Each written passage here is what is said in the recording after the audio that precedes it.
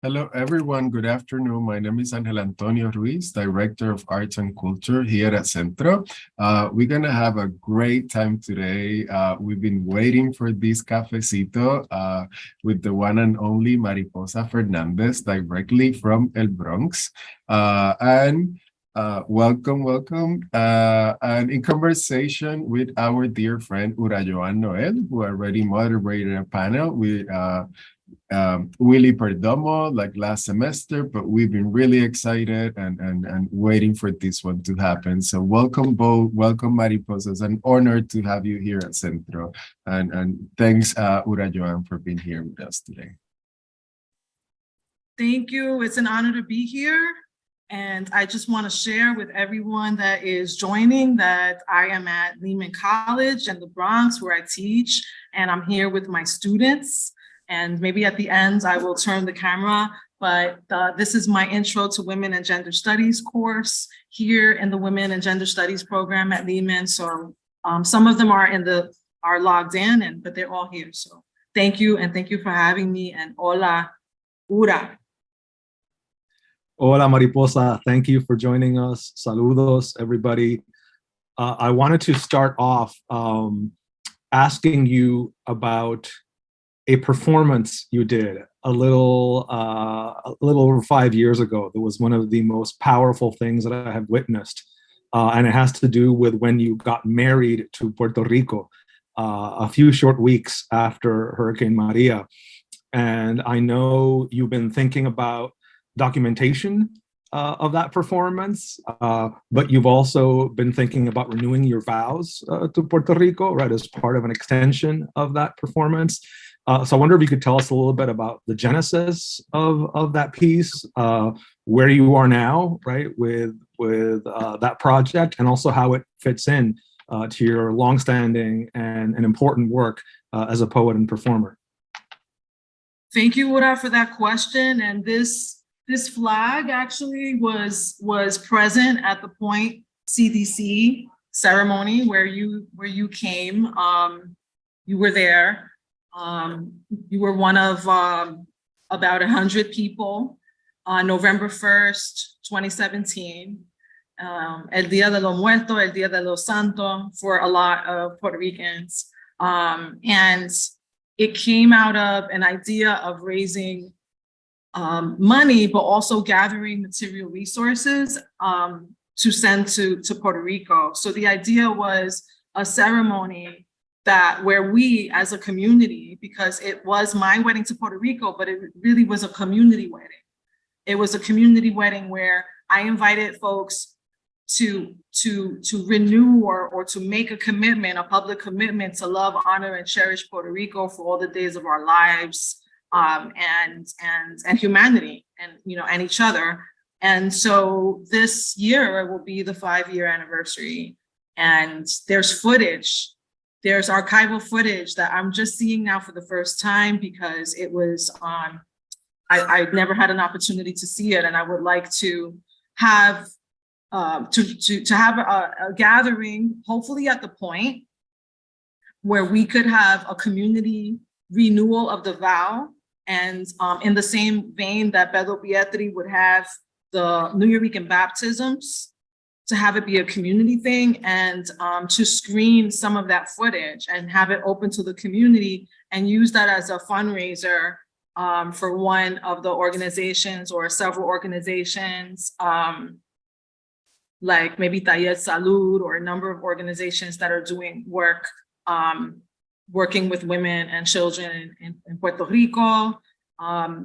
When I married Puerto Rico, I invited people to bring a toy to send to Vieques because of the El Día de los Reyes event that they have in Vieques. So maybe it'll be something like that, and you could come, and I'll definitely share the invitation.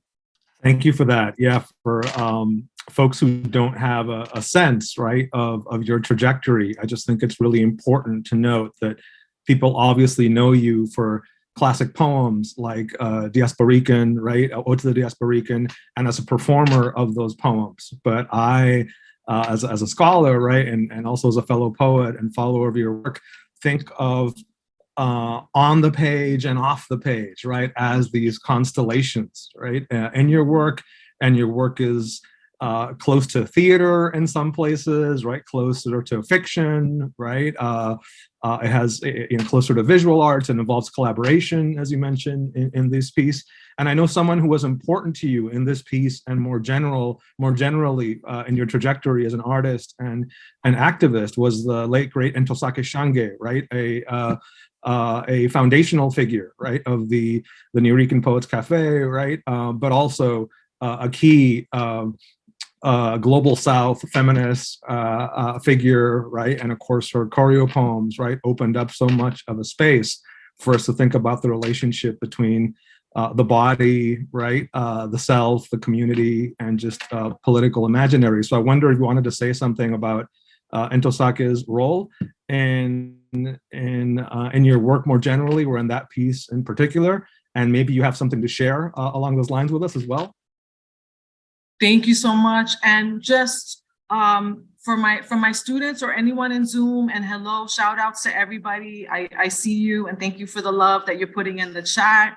For my students and anyone who's joining us that may not be familiar with the work of Ntozake Shange, it's her birthday today.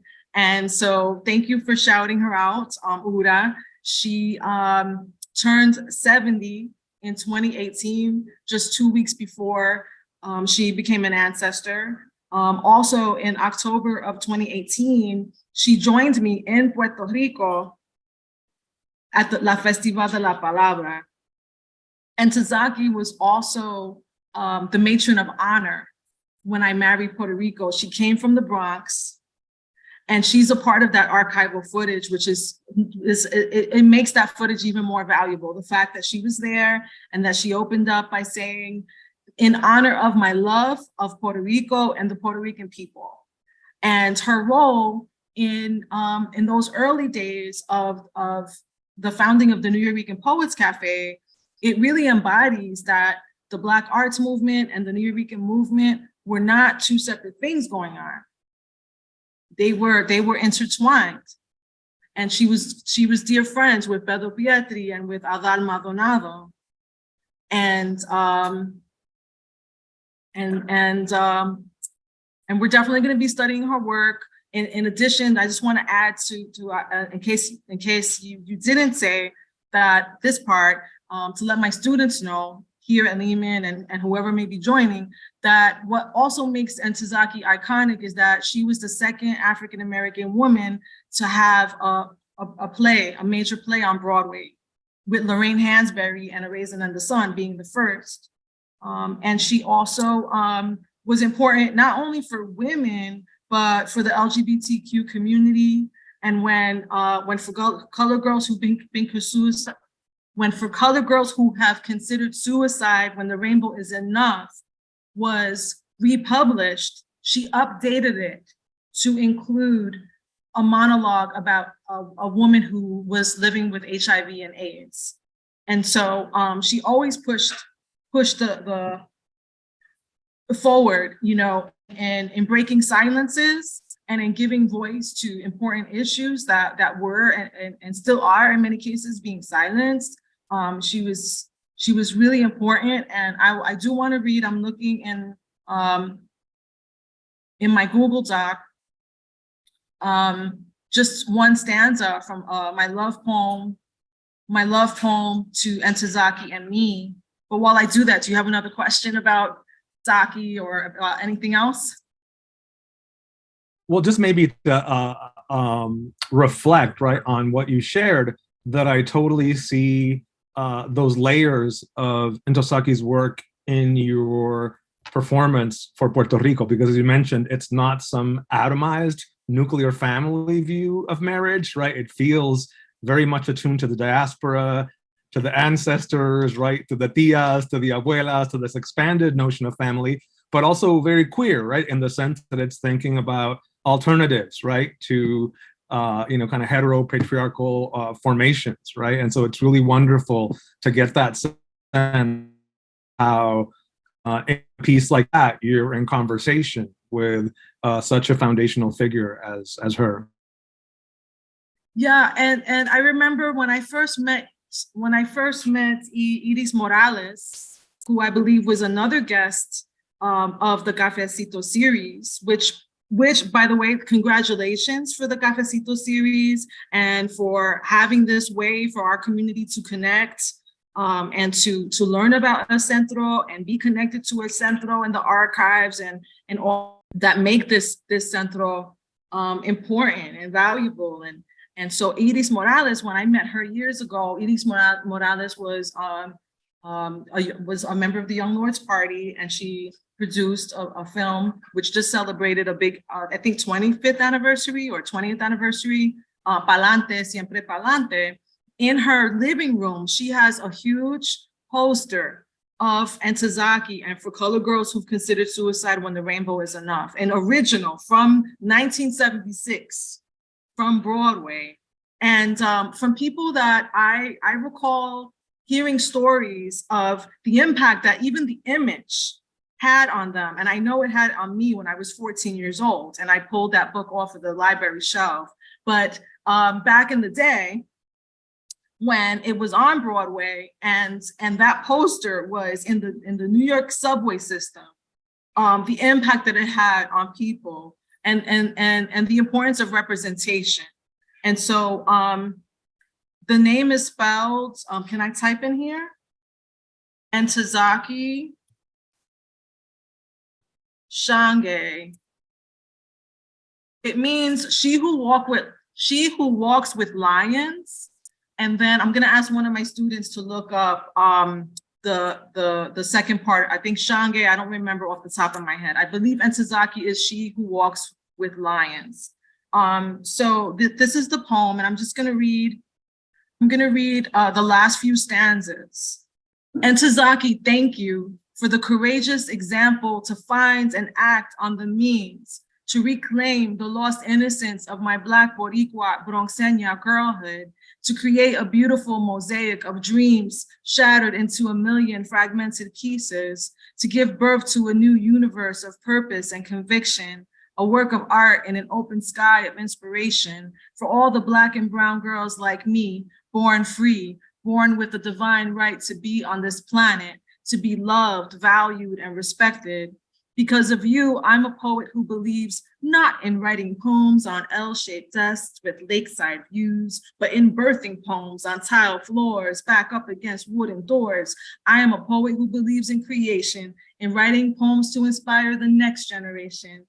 I am a poet who believes in fire tears to cleanse the soul, cascade down to make you whole, and healing thunder, laughter. And I thank God that the rainbow was enough to birth a thunder goddess who birthed a rainbow, who birthed Entezaki, sunshine, moonlight, and stardust all over the place as muses sparkled honey kisses on your beautiful baby girl face. Entezaki, I love you. Pen to paper, salsa dancing, Spanglish speaking, soul seeking, Africana, diaspora, diva.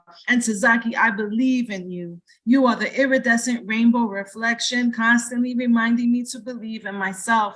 You lowered rainbows into sewers, saving the lives of Black girls like me, sashaying colorful head wraps, hoop earrings, bangle bracelets, and sweet oil perfume. You sing survival into words, into epics, into rainbow-colored Broadway lights, into the consciousness of our time, our collective memory, our collective survival.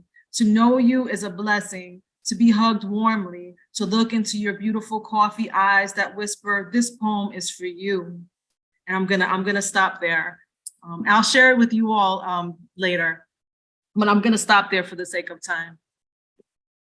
And thank you, Entezaki. She's up there with Pedro Pietri and Adán Maldonado and Tato Laviera and a lot of people, Amiri Baraka. She's having a great time. Beautiful. That was so powerful. Gente, feel free to share your love in the chat. I love also that you are seeking to expand, right, our sense of what the Nuyorican tradition, right, or the Diasporican tradition could and should connect to, right? and what I think its constellations could be. And I know that's work that you take very seriously. And Centro is, of course, contains within it, right, the Centro Archive, which is an important part. And I know as part of your practice, you also do archival research. You introduce your students into working with archives, as do I.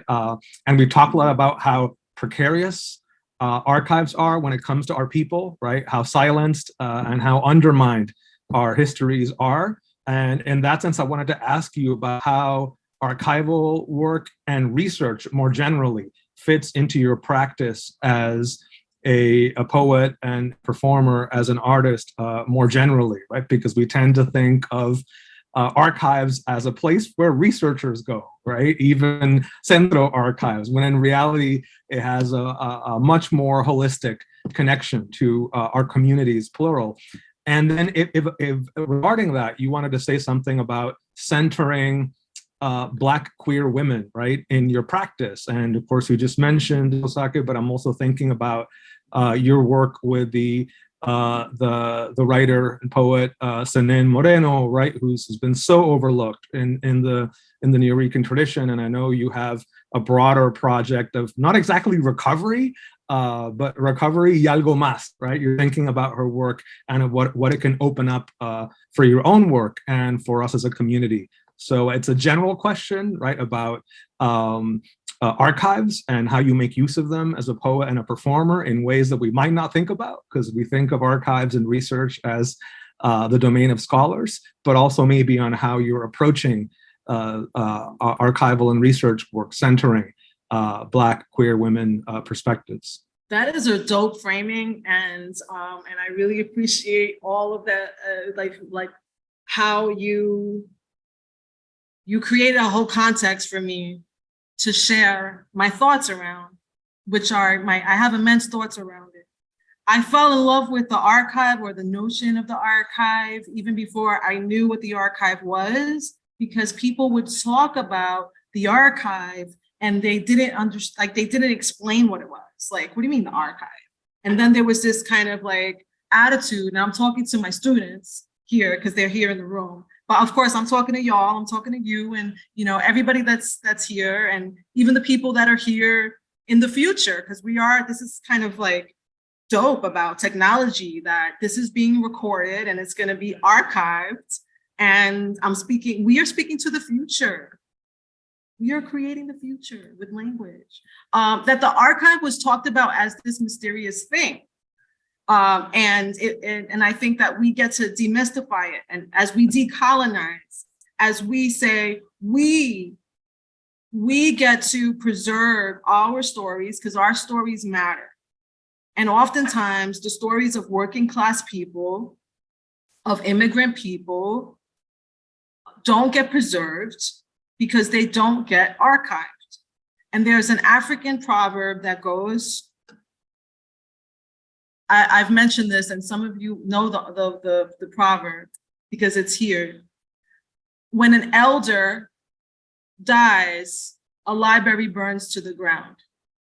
And so how many of our stories and our histories and herstories are burned or allowed to kind of blow away in the dust.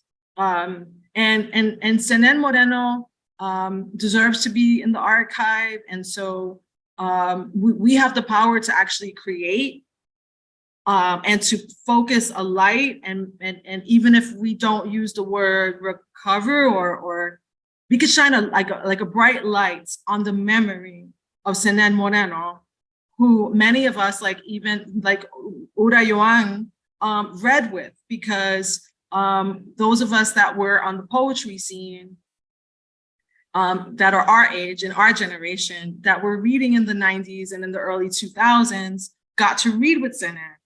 And so I got to read with Senen Moreno. Senen Moreno, I have mentioned her to my class because I tried to uplift that she was a part of the 1969 strike at City College. She fought for Black and Puerto Rican studies. And one of the five demands was establishing not just a Black and Puerto Rican studies program or department. Those students in 1969 at City College, they were demanding a school of Black and Puerto Rican studies. And she was a part of that movement. She was a part of that movement. Her work can be found. I'm very grateful to Mirna Nieves, the editor of the anthology, Breaking Ground, Abriendo Caminos, Puerto Rican Women Writers in New York City from 1980 to 2012. And this year we celebrate the 10-year anniversary of that text, that book. Because of Mirna, we have 5 poems of Senen, including one of her signature poems, which was called Roar. There's also an audio where it was a part of the Blue magazine, the Puerto Rico edition. I believe it was 1999, where Senen is, we have an audio recording of her, and you press play. I play it for my students. I haven't played it for this class yet, but when you hit play and you hear if it's Senen's voice, the first word of the poem, roar, is actually roar. And she roars it. She roars it like a lioness. You could feel the power. And you could also feel and really intimately understand and appreciate that we don't just create art and write poems out of some whimsical need to hear ourselves talk. Our poems, we suffer to write the poems that we write. We suffer to create the art that we create, and that should be appreciated. And the artists in our society, and of course in our culture as Puerto Ricans, needs to be celebrated and remembered and, and appreciated. But in society overall, because we're not just, especially those of us that are coming from, those of us who are oppressed, we're coming out of a particular experience. And sometimes, a lot of the times, our art is coming from trauma, from survival. And there's a line that I love where she says, I want to bite the hand that feeds me. I want to bite the hand that feeds me. How many of us actually kind of co-sign our own, oppressive condition because we're kind of forced to bow down, or we're forced to give in, we're forced to comply, we're forced to conform in one way or another, what is the word that I'm looking for? Kind of compromise ourselves. And Senen was not having any of that. And so it's one of the things that I love about her. If you're looking for her work, you could also find a beautiful story in a collection called Cuentos that I believe is Sherry Moraga edited it. And there are 3 editors, Sherry Moraga, Gloria Alzandua, and another editor. It was Kitchen Table Press. Then there's also, I just want to mention one more text for people that want to go and get Senen's work. There's a conversation called In the Blood. And it's a conversation with Senen and Barbara Smith, Black radical feminist, one of the authors of the Combahee River Collective Statement. And that's in Homegirl's Black radical feminist anthology, I believe. So thank you for that. I just want to say, I want to just say one more thing. I wasn't that close to Senen. I got to read with Senen, and she inspired me deeply. But I didn't get to have a close relationship with her. She died in 2002, so we didn't have that opportunity, but we have some of her work. Thank you for that. I mean, I could talk all day with you. I know we have to leave at 3:45 because this is really a cafecito, right? Emphasis on the ito. Where's your cafecito? Where's your café con leche? Where's your cafecito? I think you froze. Questions. I just wanted to.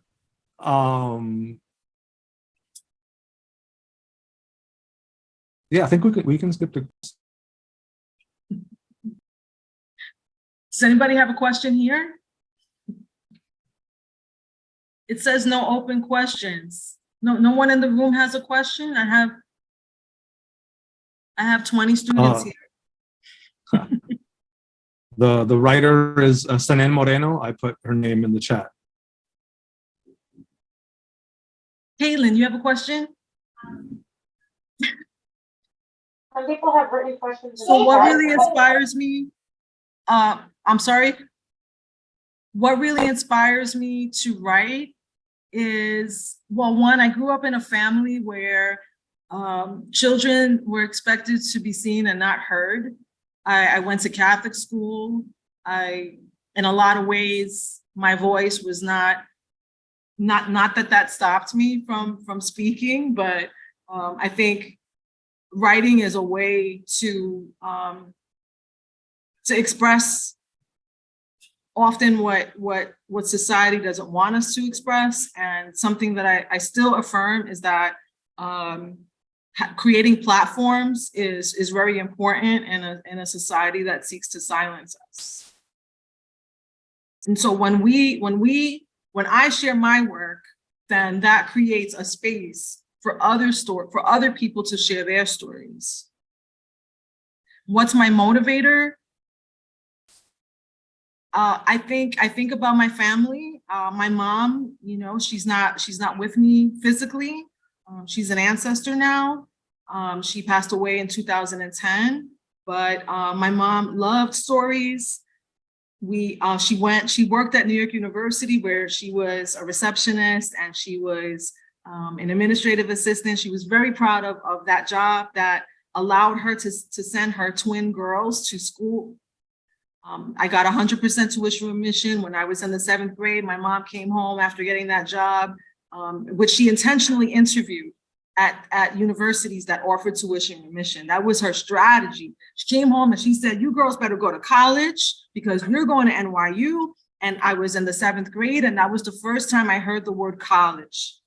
So my mom would always say, "We're going to Hollywood, baby," which was her. I mean, I loved it. I still love it. I still think about it. And I say, "Yeah, Mom, we're going to go to Hollywood." That was her, not to glorify Hollywood, but that was her framework, right? That was her framework for making it. We're going to make it. And what that symbolizes is our stories being told. So my family, telling my family story, and telling stories of kinship, because that is a way that we defy the colonizer. That is the how we have defied the enslaver, that we've defied the conquistadores by maintaining those bonds. And also sometimes those bonds can be constrictive and oppressive, so we have to break those bonds too. Luis Reyes Rivera, who would call himself the janitor of history, was an inspiration, and he's an ancestor too, but he's a motivator, because I think it's important that we claim ourselves, those of us who are poets, as community historians, because we're on the front lines documenting the history even before the journalists and even before the historians get around to finally, getting a book out there. We're documenting. Right now, the stories that we're not hearing, that I desperately want to know, of what's going on in Puerto Rico. Our people are dealing with so much. I'm looking for those stories and I'm finding them in emails, like, a school in San Juan where there's no light, there's no running water, and they're having classes in the cafeteria of another school. I don't know the school, but this is from an email from APRE.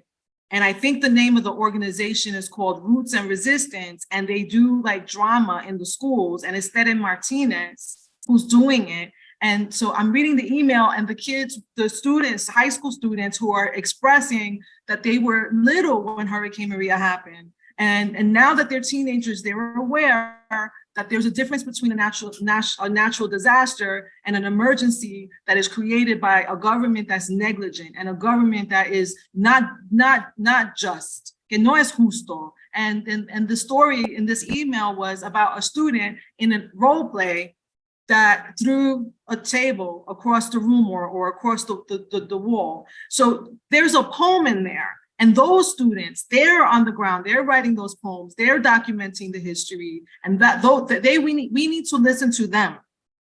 We need to listen to the young people. Yeah, I'm just saying we have a couple of questions, and My so mom one was my from role- to take those My together. mom was my role model. so My mom one was my from, role model. My mom was my role model. As far as poets, of course, these are women that were survivors. As far as poets, of course, Sandra Maria Esteves, who, la madrina of the Nuyorican Poetry Movement, who we still have. So many women, poetry movement, who we still so many Black women writers, so many women, so many Black women writers, Sonia Sanchez, Ntozake We have a question Shange. from Lois Elaine Griffith in the chat. Hey, Thank you so Lois. much. We have a question for- from Lois Elaine Griffith in the chat. Hey, Thank you so Lois. much for in the Nuyorican Poets Cafe tradition.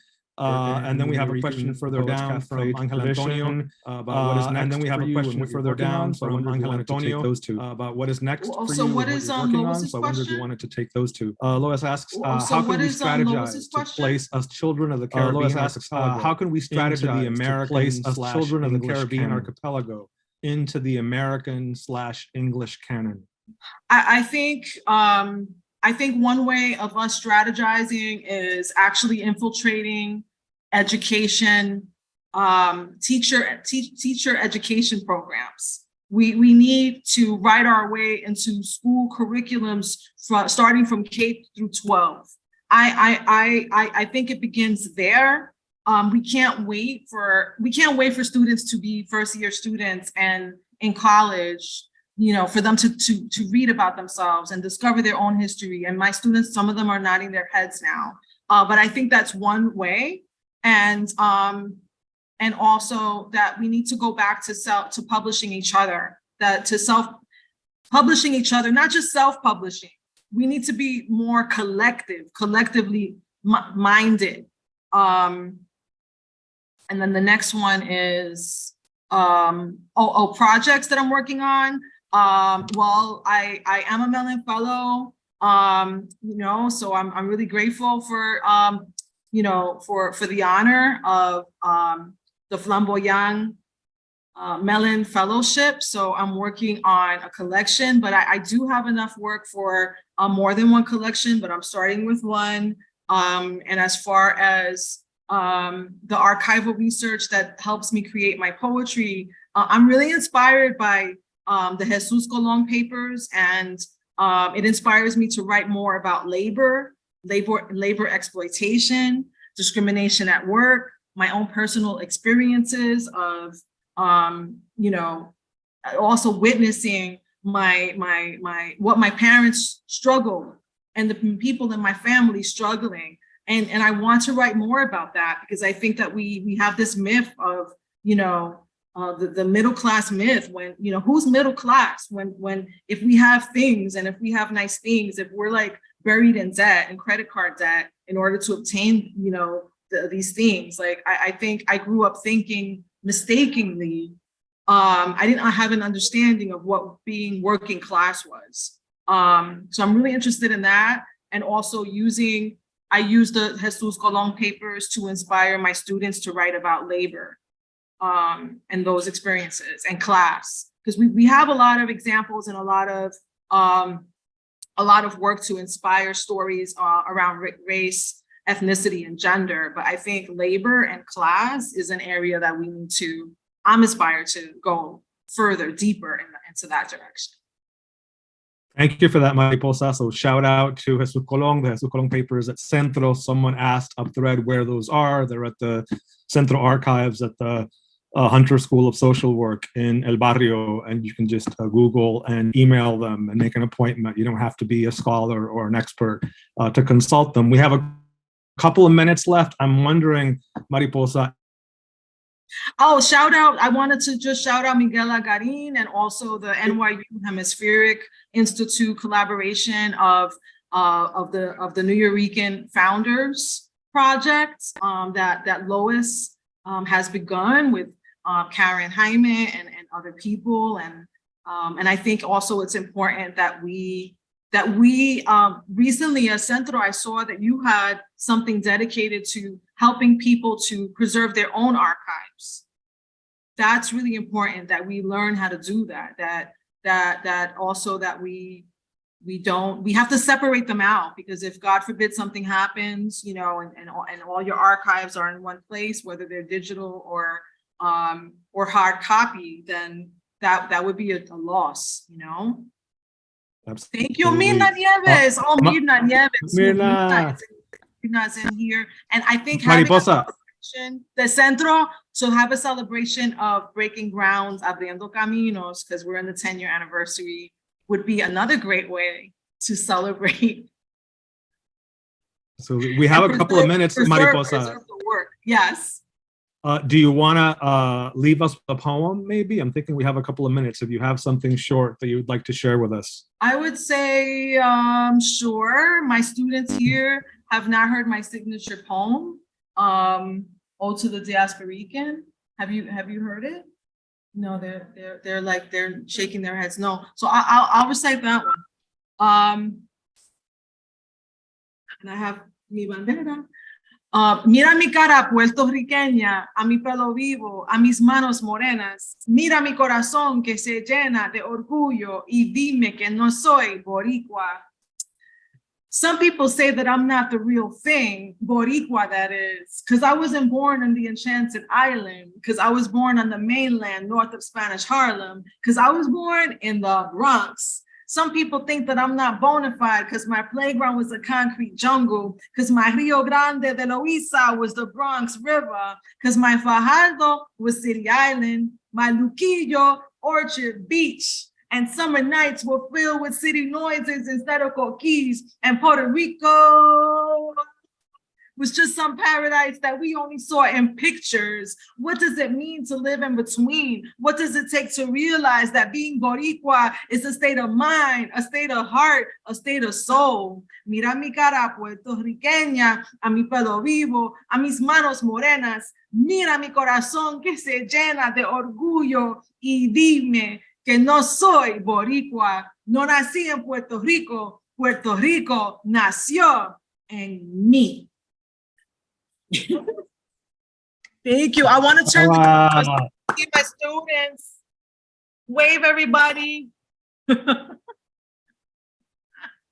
Yo, we're at Lehman. We're at Lehman. It's the number one and ranked number one for HSI, Hispanic Serving Institutions, right here in the Boogie Down Bronx. Right here. You can come up anytime.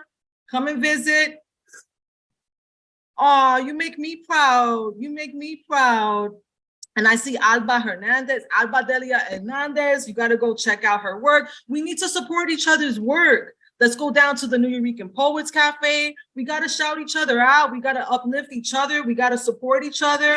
And that's another answer to Lois's question. So definitely follow each other, like each other. Mil gracias, Mariposa, and gracias, everybody. Gracias, Centro, for the invitation. Angel Antonio, Kimberly, Yarimar, and the whole collective. Thank you. Thank you so much. How are we going to close out? With a song? Back to Boricua, you know. Maybe just everybody unmute and give you a hand. Unmute. All right. Make some noise. Make some noise. Give some love to Mariposa.